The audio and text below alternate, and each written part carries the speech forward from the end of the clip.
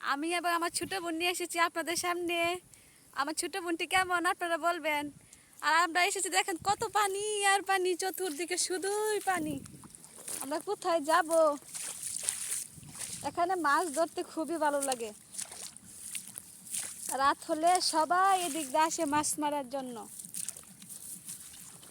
আমার বোনটা কত কষ্ট করে আমার পিছনে পিছনে আসতেছি, দেখেন।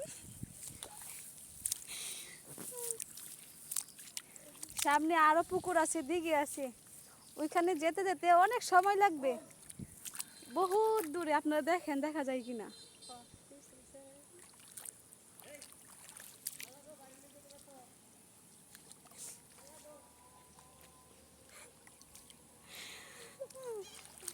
দেখেন কিছু দুষ্টু পোলাপান আমাদেরকে বিরক্ত করতেছে। আপনারা দেখেন আমরা বিরক্তর জন্য